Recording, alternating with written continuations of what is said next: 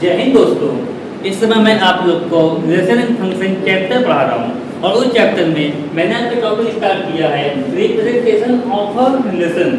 आपके इस टॉपिक की एक क्लास पहले हो चुकी है, लेकिन उस क्लास में थोड़ा बहुत इस टॉपिक का पार्ट बच गया था, तो वो मैं आज की क्लास में आपको कवर वो करने जा रहा हूँ। उस लास्ट क्लास में मैंने आपको पढ़ाया था रोस्टर फॉर्म रिलेशन का और मैंने आपको पढ़ाया था सेट बिल्डर फॉर्म। अगर आपने वो वीडियो ना देखी हो तो आप हमारे प्लेलिस्ट में जाकर वो वाली वीडियो देख सकते हैं, क्योंकि अगर आपने वो वाली क्लास देखी होगी तभी आपको आज की क्लास समझ में आएगी। मैथ्स ऐसा सब्जेक्ट होता है कि उसमें जितनी भी क्लासेस होती हैं एक चैप्टर की, वो सब आपस में इंटरकनेक्ट होती हैं। अगर आप फर्स्ट लेक्चर से फर्स्ट क्लास से देख रहे हैं तो ही आपको समझ में आएगा। अगर आपने बीच में कोई पार्ट कोई क्लास मिस कर दी है तो आपको बिल्कुल भी उसमें समझ में नहीं आएगा, फिर आपका पूरा चैप्टर ऐसे ही बीत जाएगा। फिर आप वेट करेंगे कि कब नया चैप्टर स्टार्ट हो और कब आप पढ़ना स्टार्ट करें। तो फिर अगर आपको कोई भी क्लास मिस भी हो जाए, अगर आप उस समय फ्री नहीं है तो आप बाद में पहला उसको लेक्चर देख लीजिए, उसके बाद फ्री आइए, क्योंकि उसके बाद फिर आपको ये काफ़ी अच्छे से समझ में आएगा। आज मैं रिप्रेजेंटेशन ऑफ रिलेशन का थर्ड पार्ट पढ़ूंगा, जो इसका थर्ड टाइप होता है, ये होता है एरो डायग्राम। एरो डायग्राम जब मैं आपको कार्टेशियन प्रोजेक्ट को पढ़ा रहा था तो मैंने आपको ये एरो डायग्राम उस समय बना के दिखाया था। वो था diagrammatic representation of Cartesian project, उसका वो टॉपिक का नेम था। उसमें भी हम लोग एरो डायग्राम बना कर दिखाया था और उस समय मैंने आपको एक्सप्लेन करते हुए ये बात काफ़ी अच्छे से बोली हुई थी कि ये जो है मोस्ट इम्पोर्टेंट टॉपिक है। मोस्ट इम्पोर्टेंस इस वे में नहीं कि आपके एग्जाम में आ जाएगा, मोस्ट इम्पोर्टेंट ये इसका आगे बहुत ज़्यादा यूज होना है, मैथ्स में बहुत ज़्यादा इसका यूज होना है। इसकी वजह से आप लोग को चीज़ें समझने में और उसको विजुलाइज करने में काफ़ी ज़्यादा आसानी हो जाएगी। नहीं तो जो थ्योरेटिकल पार्ट होता है वो इतने अच्छे से बच्चों को समझ में नहीं आता है जब तक तुमको एग्जाम्पल ना दिया जाए या तुमको डायग्राम बना के अच्छे से तुमको समझाया ना जा सके। ठीक है, आइए हम लोग देखते हैं कि हमारा ये एरो डायग्राम क्या होता है। वो सबसे पहले डेफिनेशन देखेंगे और उसके बाद हम लोग इसके एग्जांपल देखते हैं कि क्या होता है, फिर उसको कोई एग्जांपल की हेल्प से समझते हैं और एरो डायग्राम बनता कैसे वो भी मैं आप लोग को सिखाऊंगा इस वीडियो में। Arrow diagram to represent relation by an arrow diagram we draw arrows from first element to second element of all order pair belonging to relation R. ये मैंने जो डेफिनेशन लिखी थी वो मैंने पढ़ी। अभी आप लोग को ये बहुत ही अच्छे से समझ में नहीं आई होगी। अभी मैं इस डेफिनेशन का एक्सप्लेनेशन करूँगा, जो मैं इसको एक्सप्लेन करूँ आप उसको ध्यान से सुनिएगा। अगर आपको डेफिनेशन याद कीजिए नहीं हुई है तो उसमें कोई बड़ी बात नहीं है, क्योंकि डेफिनेशन के एग्जाम में आने की उम्मीद बहुत कम होती है। लेकिन जो डेफिनेशन का एक्सप्लेनेशन है, इसका मतलब क्या होता है, ये आप लोग को समझ में आना बहुत ज़्यादा जरूरी है, क्योंकि इसकी जो मीनिंग होती है, इसका जो एक्सप्लेनेशन होता है उसके वजह से आप लोग क्वेश्चन को सॉल्व कर पाओगे और जो आगे की थ्योरी होती है, जो आगे की चीज़ें होती है, उसको आप लोग इजीली समझ पाओगे। ठीक है, इसमें बोला ये गया है कि हमारे पास दो सेट होते हैं, एक सेट ए एक सेट बी। सबसे पहले हम लोग उनका निकालते हैं कार्टेशियन प्रोडक्ट, ए क्रॉस बी निकालेंगे, फिर उसके बाद ए क्रॉस बी का एक सबसेट लेते हैं। उस सबसेट को बोल देते हैं कि वो उसका रिलेशन है। लेकिन रिलेशन है तो उस रिलेशन में ए क्रॉस बी के कौन कौन से सेट आएंगे उसके लिए भी एक रूल डिफाइन होता है, एक उसकी भी डेफिनेशन होती है। जो एलिमेंट जो ऑर्डर पे उस रूल को फॉलो करेंगे रिलेशन को वो रिलेशन के अंदर आएंगे, अदरवाइज वो एलिमेंट रिलेशन के अंदर हमारे नहीं आएंगे। तो वो रूल वो ये सब मैंने आपको कल की क्लास में काफ़ी अच्छे से एक्सप्लेन कर चुका हूँ। आज मैं आगे देखता हूँ इस पर एग्जांपल। हमारे पास रिलेशन हो गया, अब रिलेशन को एरो डायग्राम के हेल्प से कैसे रिप्रेजेंट करना है। और रिलेशन के अंदर जो एलिमेंट होंगे वो ऑर्डर पेयर के फॉर्म में होंगे। जब मैं आपको कार्टेशियन प्रोडक्ट का एरो डायग्राम बनाना सिखा रहा था, अगर आपने वो उस समय ध्यान से देखा होगा तो आपको ये भी काफ़ी अच्छे से समझ में आ जाएगा, क्योंकि वो जो है इसी से ही निकल कर आया होगा। अगर आपने इसको किया तो ये भी आप काफ़ी इजीली कर लेंगे, बिल्कुल मिलता जुलता है। अगर आपने वो क्लास नहीं ली है तो आप हमारे चैनल में जाइए, वहाँ पे प्लेलिस्ट आपको मिल जाएगी रिलेशन एंड फंक्शन, उसमें आपको मिल जाएगा diagrammatic representation of Cartesian product. आप वो वीडियो जाकर देख लीजिए तो आपको काफ़ी अच्छे से समझ में आ जाएगा।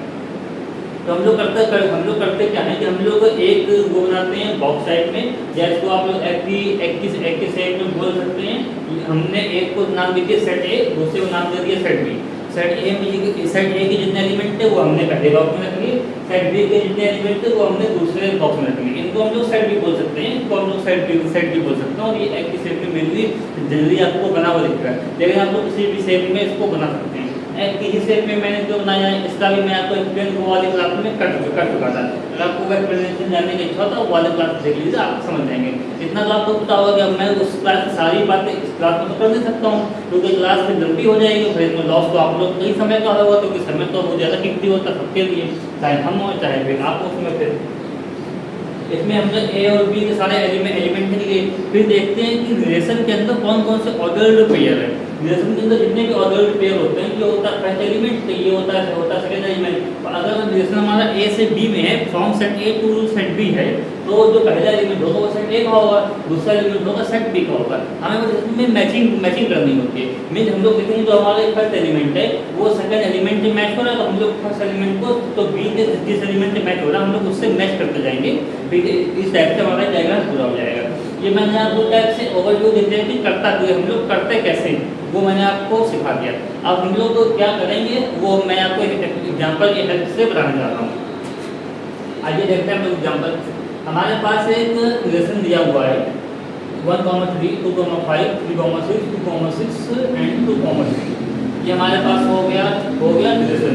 और जो हमारा रिलेशन है वो हमारा सेट ए से सेट बी में है, from set A to set B. Set A भी दिया हुआ, सेट बी भी दिया हुआ।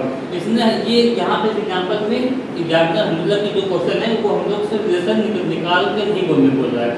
रिलेशन इसने हम लोग को दे दिया, बता दिया कि इस सेट से इस सेट तक है। अब आप लोग इसको एरो डायग्राम की हेल्प से रिप्रेजेंट करिए, क्योंकि क्वेश्चन इतना बोल रहा है। तो इसने हमको सेट ए दे दिया, सेट बी दे दिया, और तो इसने हमको एक रिलेशन दे दिया जो कि सेट ए से सेट बी में है। अब इसको एरो डायग्राम की हेल्प से कैसे रिप्रेजेंट करते हैं वो मैं देखता हूँ। अभी मैंने आपको जो भी बातें बताई हैं, आप लोग अगर जो बातें भूल गए हो तो आप उसको रिप्ले करके यही वीडियो फिर से सुन लीजिए, क्योंकि मैंने जो बातें बताई है वही मैं इसको one by one step by step इसमें यूज ही करूँगा जो मैंने बोली। बस ये कैसे वर्किंग प्रोसेस होता है। वर्किंग प्रोसेस में आपको कोई ऐसा नहीं कि आपको बिल्कुल रट्टा मारना है या बिल्कुल रट्टा मार लीजिए, तो ऐसा बिल्कुल नहीं होता है। वो आप लोग केवल बस एक बार कंसंट्रेट करके एक बार उसको सुन लीजिए, एक बार ध्यान दे लीजिए, फिर आप उसको प्रैक्टिस करेंगे तो आपको ध्यान हो जाएगा वो चीज़, तो उसको याद करने की कोई नीड ही नहीं है बिल्कुल भी। ठीक है, आइए देखते हैं। ये हमारा सेट ए हो गया, ये हमारा सेट बी हो गया। सेट ए के हमारे पास एलिमेंट कौन कौन से हैं, 1 2 3 4। तो हमने यहाँ पे लिख लिया 1 2 3 4।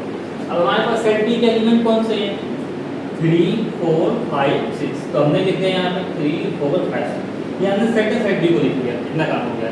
ये हमारा हो गया स्टेप 1। अब सेकंड स्टेप क्या आती है, हम लोग रिलेशन के एक एक एलिमेंट को ऑब्जर्व करेंगे और उनका एनालिसिस करके ये देखेंगे कि फर्स्ट एलिमेंट जो कि सेट ए का है वो सेकंड एलिमेंट सेट बी के किस एलिमेंट से मैच हो रहा है, मतलब कि किस एलिमेंट के साथ उसका ऑर्डर पेयर है। उसका जिस एलिमेंट का ऑर्डर पेयर होगा हम लोग उससे इसको मैच कर देंगे, हम लोग उसका वो हम लोग एरो डायग्राम की हेल्प से उसको हम लोग बना देंगे। आइए देखते हैं। ये हमारा पहला हमारा एलिमेंट है, ऑर्डर पेयर है 1, 3। इसलिए जो फर्स्ट एलिमेंट है 1 उसका पेयर बना सेकंड एलिमेंट 3 के साथ। मीन्स ये जो फर्स्ट एलिमेंट है ये ए में है और सेकंड एलिमेंट है वो बी में है। तो हमने फर्स्ट एलिमेंट ए में क्या आना 1 का, हमने 1 को यहाँ से पिक कर लिया। अब हमको 3 ढूंढना है कि हमारे पास सेट बी में 3 एलिमेंट कहाँ है। तो हम जब सेट बी में है तो देखा हमारे पास 3 एलिमेंट तो ये आ रहा है, ठीक है। तो जब 1 और 3 का ऑर्डर पेयर बन रहा है इसका मतलब है कि हमको 1 और 3 को आपस में मैच करना है, हमें इसको एरो से आपस में मैच करना है। तो हमने 1 से एरो खींचा और यहाँ पे 3 का मिला दिया, बिल्कुल सिंपल। और आपको कुछ भी नहीं करना है, मैं बिल्कुल स्टेप बाय स्टेप आपको सिखा रहा हूँ। आप बिल्कुल सारा ध्यान अपना यहीं पर रखिए बोर्ड पर और इसको एक एक स्टेप ध्यान से देखिए। मैं आपको जितना बता रहा हूँ अभी उतने पर ध्यान दीजिए, फिर धीरे धीरे आपको सब कुछ क्लियर हो जाएगा। 1 को आपने पिक किया, 1 का पेयर बचा 3 के साथ, तो आप लोग जाएगा 3 पे। अब आप लोग सेकंड एलिमेंट ऑब्जर्व करेंगे, यहाँ पे 2 है, 2 जो होगा वो सेट ए में होगा और जो 5 है वो हमारा सेट बी में होगा। तो जो हम लोग 2 को मैच करना है 5 के साथ, देखा यहाँ पे 2 हमारा ये है, फिर 2 हमको मिल गया। अब 5 बोलेंगे कि सेट बी में 5 फिर किस तरह है, पहला एलिमेंट तो 3 है, ये 4 है, 5 हमको मिल गया यहाँ। तो हम 2 को 5 से मैच कर देंगे। ये देखिए ये हमने एरो खींचा और ये हमने 2 को 5 से यहाँ मैच कर दिया, ये भी हमारा काम हो गया। अब जैसे जैसे मैंने आपको बाकी को एलिमेंट ऑब्जर्व करना बताए वैसे आपको धीरे धीरे 1 बाई 1 बाकी के एलिमेंट भी ऑब्जर्व करिए और इनको ड्रॉ करिए। ये बहुत ही सिंपल प्रोसेस है, इसमें कोई भी कठिन नहीं है कि जो कोई कमजोर बच्चा ये मैं सोचे कि मैं इसको समझ नहीं पाऊंगा। इसमें बिल्कुल ये कुछ करना नहीं, ना कोई कैलकुलेशन है, ना कोई घोड़ा है, ना कोई भाग है। वही मैंने आपको वर्किंग प्रोसेस बता दिया, आपको बस वर्किंग प्रोसेस करना है। फिर अगला एलिमेंट हमने पिक किया 3,6। तो ये एलिमेंट हमारा 3 होता है सेट ए में, और 6 एलिमेंट अगर हम ढूंढेंगे तो हमारा सेट बी में 6 एलिमेंट हमको मिल गया यहाँ पे। तो ये 3 को हमने मैच कर दिया यहाँ पे 6 के साथ, तो ये हमारा ये 3,6 हो गया। अब नेक्स्ट एलिमेंट हो गया हमारा 2,6, 2 मेरा यहाँ पे 6 यहाँ पे, हमने 2 को 6 के साथ मैच कर दिया। और इसके बाद हमारा एलिमेंट है 2,3, 2 यहाँ पे है 3 यहाँ पे, हमने 2 को 3 के साथ मैच कर दिया। अब आप लोग देखेंगे हमारे रिलेशन में जितने भी एलिमेंट हैं हमने सबकी मैचिंग कर दी, और इनमें कुछ एलिमेंट खाली यहाँ भी छोड़ रहे हैं, कुछ एलिमेंट खाली यहाँ भी छोड़ रहे हैं, तो उनसे हम लोगों को कोई मतलब नहीं है। ये खाली एलिमेंट बस इसलिए छूट रही है क्योंकि ये तो आपको ही पता है कि हमारे रिलेशन में कार्टेशियन प्रोडक्ट के सभी एलिमेंट तो आते नहीं है। रिलेशन एक टाइप का सबसेट होता है, तो हमारे एक और देंगे कुछ एलिमेंट आएंगे, कुछ एलिमेंट नहीं आएंगे। जो एलिमेंट आते हैं हमारे आर में उनकी हमारी हमने मैचिंग कर दी, ड्रॉ कर दिया, और जो नहीं आते उनको आप लोगों को छोड़ दीजिए। इसको आप लोग बहुत ही ध्यान से समझिएगा, क्योंकि अभी इस डायग्राम को जैसे मैंने बनाना बताया, ये मैं आपको हर बार तो बनाना बताऊंगा नहीं, ये फर्स्ट टाइम था, इसलिए मैंने आपको बारीकी से एक एक स्टेप करके सिखा दिया है। अब मैं नेक्स्ट टाइम इस पर जो इसका बहुत ज़्यादा यूज है, अब जब नेक्स्ट क्लास में इसका यूज होगा तो मैं आपको डायरेक्ट लिखूंगा और मैं आपको स्पीड में बता दूंगा, और मैं ये उम्मीद करूँगा कि आप लोगों ने ये वाली क्लास देखी है, इसलिए आपको वो अच्छे से समझ में आ रहा है। अगर आपको अभी कोई डाउट तो वीडियो को दोबारा देखने करके इसको यहाँ ये स्टेप पर देख लीजिएगा, तो काफ़ी ईजी है। अब यहाँ पे हमारा इसको हमने एरो डायग्राम से रिप्रेजेंट कर दिया है, ये और ये कैसे रिप्रेजेंट करते हैं कि मैंने आपको यहाँ पर सिखा दिया। अभी जब मैं आपको डोमेन रेंज जब मैं पढ़ाऊँगा तो इसकी वजह से आपको काफ़ी अच्छे से समझ में आ जाएगा डोमेन रेंज। और अगर आपको ये आता होगा तभी आप लोग वो टॉपिक काफ़ी अच्छे से समझ पाएंगे। ये मैंने आपको रिलेशन का रिप्रेजेंटेशन कैसे होता है वो मैंने समझा दिया। अभी कुछ छोटे पॉइंट हैं, इंपॉर्टेंट पॉइंट, वो भी मैं आप लोगों के साथ डिस्कस करना चाहूँगा, इससे यदि आप लोग को वो पॉइंट ध्यान रहे और अगर क्वेश्चन में यूज होता है तो आप लोग उसका मतलब समझ पाए कि हाँ इसका मतलब क्या होता है। मैंने आपको एक्सप्लेन किया हुआ है। देखिए, if r equal to 5 then r is called empty relation. मैंने आपको एम्प्टी सेट तो पढ़ाया हुआ था। जब मैंने आपको एम्प्टी सेट पढ़ाया हुआ है तो ये एम्प्टी सेट को तो आप लोग बताओ ऐसा सेट जिसके अंदर कोई भी एलिमेंट ना हो तो वो हमारा होता है empty set. Same empty relation भी हमारा वैसा ही होता है कि ऐसा रिलेशन जिसके अंदर कोई भी एलिमेंट ना हो तो उसको हम लोग बोलते हैं एम्प्टी रिलेशन।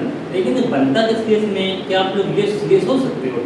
यहाँ जो पॉइंट लिखा था ये तो मैंने आपको एक्सप्लेन कर दिया, वो तो आप लोग को समझ में भी आ गया होगा काफ़ी ईजी था। लेकिन किस केस में ऐसा होगा तो रिलेशन के पास कोई एलिमेंट ना हो सकता है। आप लोग ये मत एज्यूम करिए कि हमारे पास कार्टेशियन प्रोडक्ट है, उसके अंदर कुछ ऑर्डर पेयर है, लेकिन रिलेशन की डेफिनेशन ऐसी होगी कि उस हमारे पास a क्रॉस b के लिए कोई भी ऑर्डर पेयर उस रिलेशन की डेफिनेशन को सेटिस्फाई नहीं कर पा रहा है। जब सेटिस्फाई नहीं कर पाएंगे तो r के अंदर कोई एलिमेंट एंटर ही नहीं कर पाएगा।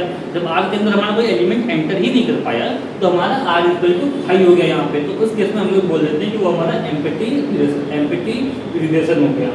ठीक, अब हम लोग ये सेकंड पॉइंट देखते हैं। सेकंड पॉइंट हमारा है यहाँ पे r equal to a cross b। अगर r हमारा a क्रॉस b इक्वल हो गया तो हम लोग r को बोल देंगे यूनिवर्सल रिलेशन। अब आप लोग इसको एज्यूम करिए कि ये केस क्या होगा। अभी तक मैं आप लोग को बता रहा था कि जो हमारा r होता है वो हमारा a क्रॉस b का सबसेट होता है। ये बात आप लोगों ने काफी अच्छे से सीखी भी। लेकिन अगर हम लोग बोलते r equal to a cross b subset तो हम लोग इस केस में भी बोल सकते हैं। कैसे बोल सकते हैं मैं आपको बताता हूँ। R A subset of A cross B, इसका मतलब ये हुआ कि ए क्रॉस बी के जितने भी एलिमेंट होंगे, जितने भी होंगे इसके एलिमेंट, वो सब हमारे आर के अंदर होंगे, क्योंकि आर हमारा ए क्रॉस बी के अंदर था। और आर अगर ए क्रॉस बी के इक्वल हो जाए, इक्वल सेट का मतलब ये होता है कि ए क्रॉस बी के पास जो एलिमेंट तो वो आर में भी आए, तो हमारा अभी भी हमारा आर जो ए क्रॉस बी के एलिमेंट ही कंटेन कर रहा है। तो इस केस में आर के टाइप का सबसेट होता है। ये बात आप लोग समझ गए। या फिर आप लोग इसको ये भी बोल सकते हैं कि दोनों ही हमारे जो सेट हैं वो एक दूसरे के सबसेट हैं। जब कोई भी सेट एक दूसरे के सबसेट होंगे तो वो आपस में इक्वल हो जाएंगे। मींस ए क्रॉस बी के पास जितने एलिमेंट हैं उतने ही एलिमेंट आर के पास भी हैं, और आर के पास जितने एलिमेंट हैं वो सब ए क्रॉस बी के, दोनों ही एक दूसरे के सबसेट हैं, तो दोनों ही आपस में इक्वल हो गए। आर हमारा ए क्रॉस बी इक्वल हो जाएगा। हम लोग आर को बोल देंगे यूनिवर्सल रिलेशन। अब ऐसा होता किस केस में है, अगर हमारे पास कोई कार्टेशियन प्रोडक्ट है, हमारे पास रिलेशन की कोई ऐसी डेफिनेशन एग्जामिनर ने हमको बना के दे दी कि ये जितने भी हमारे पास कार्टेशियन प्रोडक्ट के एलिमेंट हैं वो सबके सब हमारे उस डेफिनेशन को फॉलो कर जा रहे हैं। वो डेफिनेशन को स्पेसिफाई कर जा रहे हैं, इसलिए सभी लोग आर के अंदर घुस जाएंगे। आप लोग समझिए कि आर एक घर है, मतलब कि जो हमारा ए क्रॉस बी है वो एक बड़ा से हमारी बिल्डिंग टाइप की है, और उसमें आर उसके अंदर एक फ्लैट है, लेकिन एक उसके मतलब कि फ्लैट के एंट्रेंस गेट पर कुछ क्वेश्चन लिखे हुए हैं, और इसमें वो कंडीशन है कि हमारे बिल्डिंग के जितने भी लोग हैं, हमारे बिल्डिंग में जितने भी मतलब कि लोग हैं, वो अगर इस क्वेश्चन का आंसर दे पाएंगे तो ही वो इस फ्लैट के अंदर एंटर कर पाएंगे, अदरवाइज वो एंटर नहीं कर पाएंगे। लेकिन वो क्वेश्चन इतने सिंपल थे, इतने उस क्वेश्चन सिंपल थे कि मतलब कि उस फ्लैट के अंदर उस बिल्डिंग में जितने भी लोग थे सबको उस क्वेश्चन के आंसर आते थे, तो उस फ्लैट के अंदर सब लोग एंटर कर गए। तो मतलब कि उस फ्लैट के अंदर उस रिलेशन के अंदर डेफिनेशन जो थी वो सभी उसके मेंबर सेटिस्फाई कर जा रहे हैं ए क्रॉस बी के, वो हमारी बिल्डिंग पूरी ए क्रॉस बी हो गई, तो वो सब हमारे आर के अंदर आ गए, मीन्स वो सब हमारे फ्लैट के अंदर आ गए। तो उस केस में जितने मेंबर हमारे फ्लैट में हैं उतने ही मेंबर पूरे बिल्डिंग में है, ये हमने बोल दिया। या फिर अगर इसको मैथ्स की भाषा में देखें, हमारे पास जितने मेंबर आर में है उतने ही मेंबर हमारे ए क्रॉस बी में है, क्योंकि आर की डेफिनेशन या आर का क्राइटेरिया सिलेक्शन तो इतना एक ही था कि ए क्रॉस बी के सभी एलिमेंट फॉलो कर गए, तो वो सबके सब आर के अंदर आ गए। तो जब आर के अंदर आ जाएंगे तो आर और ए क्रॉस बी आपस में इक्वल हो जाएंगे, क्योंकि दोनों के पास तो सेम ही एलिमेंट है। तो उस केस में हम लोग ये बोलेंगे कि आर हमारा जो है यूनिवर्सल रिलेशन हो गया, मींस आर पूरा ए क्रॉस बी के अंदर ही फैल गया, क्योंकि ए क्रॉस बी के सभी एलिमेंट आर में आ गए। जब जो सब जगह फैला हुआ तो उसको इंग्लिश में बोलते हैं यूनिवर्सल आता है, और हिंदी में उसके लिए वर्ड आता है सार्वत्रिक, ठीक है। तो इसलिए ये होता है यूनिवर्सल रिलेशन।